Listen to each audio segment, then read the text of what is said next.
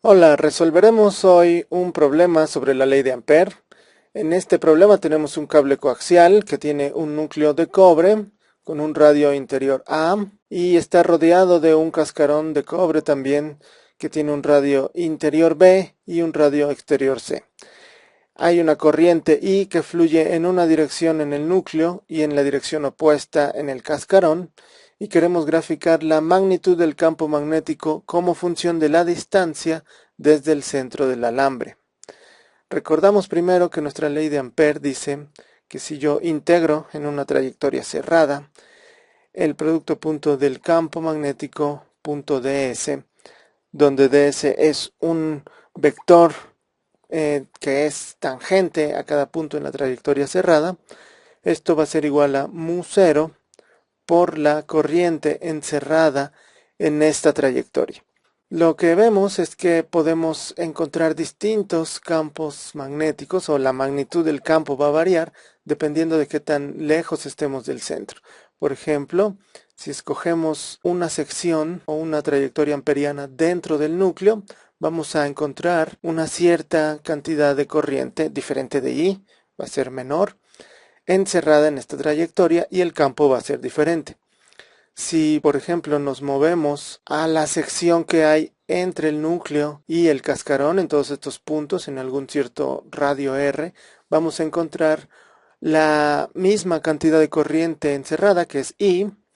Si nos vamos a una parte dentro del cascarón, en alguna distancia que se encuentre entre B y C, vamos a encontrar una corriente encerrada que no es I, sino que es I. Y además hay que tomar en cuenta esta parte que no es menos I, sino que es menos, y es lo que le alcanza a encerrar esta trayectoria amperiana. Y si por último nos vamos afuera, si nos vamos afuera del cable, en esa parte es fácil descubrir que el campo es cero, porque afuera del cable la corriente encerrada es I más menos I, o sea, cero, ¿no?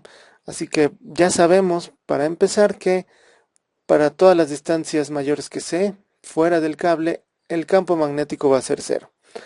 La corriente va a depender de qué tanto estamos abarcando en el núcleo. Por ejemplo, en esta primera sección, dependiendo de qué tan grande sea este círculo, esta trayectoria amperiana, pues tendremos más o menos corriente encerrada. Entonces, una forma más exacta de calcular esta corriente encerrada sería conocer la densidad de corriente, que es corriente por unidad de área, y luego integrar en el área de este circuito amperiano. La densidad de corriente es constante, y por ejemplo, para el núcleo, la densidad de corriente va a ser la corriente entre el área de este núcleo, que es simplemente pi, por el radio, que es a al cuadrado.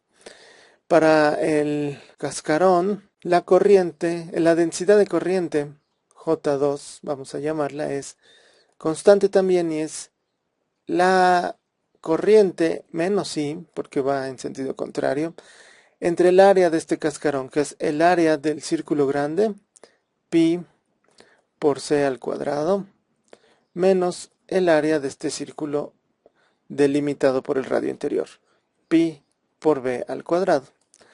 O la podemos simplemente poner como, factorizando la pi por c al cuadrado menos b al cuadrado. Bueno, empezando en la primera sección, vamos a llamar a ese b1. Esta integral de b.ds es simplemente b1, vamos a llamarlo, el campo dentro del núcleo, por el perímetro de este círculo. b1 por 2pi r. Este círculo tiene radio r, y lo que estoy diciendo es que, bueno, como la corriente va a lo largo del alambre, el campo, por ejemplo, en este punto de aquí, el campo magnético generado por la corriente de este alambre iría tangente al círculo, va dando vueltas, y también este ds, que es un vector tangente a este elemento de la trayectoria amperiana, también iría en esta dirección. Entonces son paralelos, y eso indica que el producto punto simplemente es la magnitud del primero y la magnitud del segundo. Integrando alrededor de todo el círculo, este ds se vuelve el perímetro de este círculo. Bueno, eso es por el lado izquierdo. Del lado derecho tenemos mu0 y la corriente encerrada pues sería J1 dentro del núcleo por dA. Y esto simplemente es mu0 por J1, que es I pi por A al cuadrado. Y esta dA se refiere al área que está aquí encerrada en mi trayectoria amperiana. Como es un círculo, no hace falta que hagamos la integral, simplemente ponemos el área del círculo pi por R, esta R al cuadrado. Esto se simplifica en lo siguiente. El campo B1, después de que simplificamos, va a ser mu0 por la corriente por el radio entre 2pi por A al cuadrado.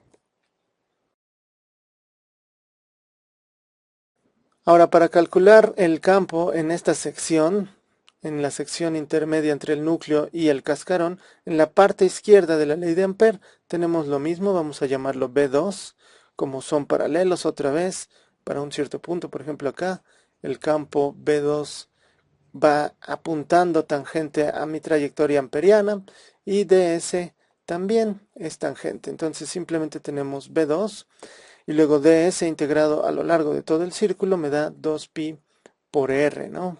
R es la distancia al centro y varía desde A hasta B. En este caso tenemos mu0 por la corriente encerrada, pero aquí es más fácil porque para toda esta sección intermedia la corriente encerrada simplemente es I, no hay que hacer ya mayor cálculo. Así que para la sección 2, B2 resulta ser mu0 I entre 2pi r.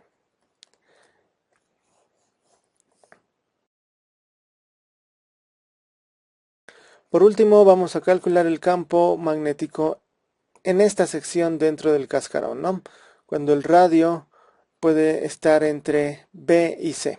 En la parte izquierda de la ley de Ampère tenemos nuevamente lo mismo que teníamos antes, el campo B3 en este caso, por el perímetro de este círculo, ¿no? 2πr, donde ahora r es esta distancia hasta esta trayectoria amperiana.